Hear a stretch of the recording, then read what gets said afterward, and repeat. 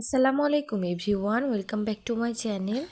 আজকে আমি তৈরি করে দেখাবো মুগ ডাল দিয়ে কাঁচা কলার রেসিপি। আর এটা কিন্তু খেতে খুবই মজার হয়, তবে রান্নাটা অবশ্যই যত্ন করে করতে হবে, খুব ভালোভাবে করতে হবে। আর এখনও যারা আমার চ্যানেলটি সাবস্ক্রাইব করেননি তাদের জন্য সাবস্ক্রাইব করা অনুরোধ রইল। এ পর্যায়ে দিয়ে দিচ্ছি একটা কড়াই, নিয়ে নিচ্ছি পেঁয়াজ কুচি, কাঁচামরিচ এবং কিছু রসুন কুচি করে নিয়েছি।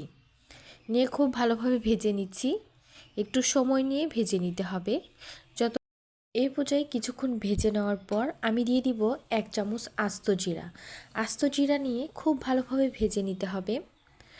আর এটা কিন্তু খুবই মজার হয়। এটা আপনি গরম ভাতের সঙ্গে কিংবা রুটি পরোটার সঙ্গেও পরিবেশন করতে পারবেন।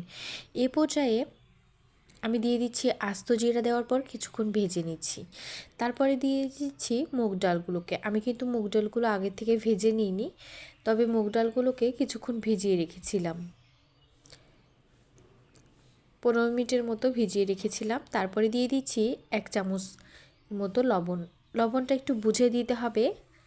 দিয়ে দিচ্ছি হলুদ গুঁড়া 1 চামচ, একদম ভর্তি করে দিয়ে দিচ্ছি মরিচ গুঁড়া হাফ চামচের মতো, দিয়ে দিচ্ছি হাফ চামচ গরম মশলার গুঁড়া এবং হাফ চামচ জিরার গুঁড়া। দিয়ে দিচ্ছি সামান্য পরিমাণ আদা রসুন বাটা। দিয়ে খুব ভালোভাবে আমি মিশিয়ে একটু ভেজে নিব কিংবা একটু কষিয়ে নিব। একটু সময় নিয়ে কষিয়ে নিতে হবে, আর অবশ্যই মিডিয়াম টু লো হিটে রাখতে হবে, তা না হলে কিন্তু মশলাগুলো পুড়ে যাবে। এ পর্যায়ে কিছুক্ষণ আমি এভাবে ভেজে নিচ্ছি। আর এটা কিন্তু রুটি পরোটা সঙ্গেও পরিবেশন করতে পারেন। অনেক সময় হাতের কাছে মাছ মাংস থাকে না, সেই ক্ষেত্রে যদি এভাবে মুগ ডাল এবং কাঁচা কলা তৈরি করেন তাহলে কিন্তু খুবই মজার হয় খেতে এবং খুবই স্বাস্থ্যকর একটি রেসিপি।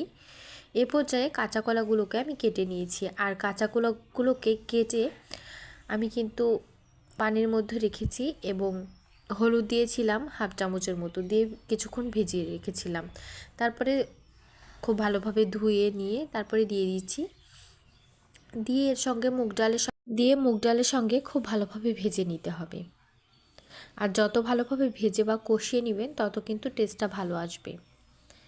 এ পর্যায়ে কিছুক্ষণ এভাবে ভেজে বা কষিয়ে নেওয়ার পর দিয়ে দিচ্ছি সামান্য পরিমাণ পানি। পানিটা একটু বেশি পরিমাণ দিয়ে দিতে হবে, কারণ আমি এটা একবারেই পানি দিয়ে দিব। চাইলে এখানে গরম পানি ব্যবহার করতে পারেন, তবে আমি নর্মাল টেম্পারেচারের যে পানি থাকে সেটাই ব্যবহার করেছি। এ পর্যায়ে পানিটা আমি দিয়ে দিলাম। আর কলাটা যাতে সেদ্ধ হয় সেরকমভাবে পানি দিতে হবে। কলা আর ডাল সম্পূর্ণরূপে খুব ভালোভাবে সেদ্ধ হয়। এ পর্যায়ে পানিটা দেওয়ার পর আমি কিন্তু ঢাকনা দিয়ে ঢেকে মিডিয়াম আঁচে বেশ কিছুক্ষণ রান্না করে নেব। আর একটু সময় নিয়ে বেশ কিছুক্ষণ মিডিয়াম আঁচে রান্না করে নিতে হবে, একদম হাই হিটে দিতে যাবেন না, তাহলে কিন্তু কলাগুলো সেদ্ধ হবে না। এ পর্যায়ে কিছুক্ষণ আমার রান্না কিন্তু প্রায় হয়ে গেছে। এ পর্যায়ে ফোড়ন দিব। চাইলে ওখানেও ফোড়ন দিয়ে দিতে পারেন, তবে আমি চাইলে এখানে শুকনো মরিচও দিতে পারেন ফোড়নে, তাহলে টেস্টটা ভালো আসে। দিয়ে দিচ্ছি হাফ রসুন কুচি করে নিয়েছি এবং পেঁয়াজ ছোটো সাইজের একটা কুচি করে নিয়েছি, তেজপাতা দিয়ে দিয়েছি। দিয়ে এখানে ফোড়নটা দিয়ে দিব। চাইলে এভাবে কড়াইয়ে ফোড়নটা তৈরি করে তারপরে যেখানে রান্না করতেছেন সেখানে ঢেলে দিতে পারেন। দিয়ে দিচ্ছি পাঁচফোড়ন দিয়ে দিয়েছি 1 চামচ। দিয়ে দিব হাফ চামচের মতো আস্ত জিরা। দিয়ে খুব ভালোভাবে ভেজে নিচ্ছি। আর অবশ্যই একদম লো হিটে তৈরি করে নিতে হবে, তা না হলে কিন্তু পুড়ে যাবে। আর এরকম গোল্ডেন ব্রাউন কালার চলে আসলেই তখন দিয়ে দিতে হবে এর মধ্যে যে ডালটা রান্না করে রেখেছিলাম, কাঁচা কলা এবং ডাল, সেটা দিয়ে দিব। আর আমার রেসিপি ভালো লাগলে অবশ্যই চ্যানেলটি সাবস্ক্রাইব করবেন এবং পাশে থাকা বেল আইকন ক্লিক করবেন। আর প্লিজ একটা লাইক দিয়ে দিবেন আর কমেন্ট করে জানাবেন কেমন হয়েছে আমার মজার এই কাঁচা কলা এবং মুগ ডালের রেসিপি। আমার রিকোয়েস্ট থাকবে, যারা আমার এই রেসিপি দেখছেন অবশ্যই একবার ট্রাই করবেন, খুবই মজার হয় খেতে। অনেকে হয়তো ভাবতে পারেন এভাবে রান্না করলে কেমন হবে, কিন্তু অনেক বেশি টেস্ট হয়। কিছুক্ষণ এটাকে আমি এরকমভাবে জাল করে তারপরে কিন্তু নামিয়ে রেখে দিব। একদম ঘন করা যাবে না, তাহলে কিন্তু ঠান্ডা হলে একদম ঘন হয়ে যাবে। আর এতক্ষণ যারাই আমার সঙ্গে ছিলেন তাদেরকে জানাচ্ছি অসংখ্য ধন্যবাদ জানিয়ে আজকের মতো বিদায় নিচ্ছি। এ পর্যায়ে আমি নামিয়ে রেখে দিব। আর খেতেও হয়েছে অনেক মজার।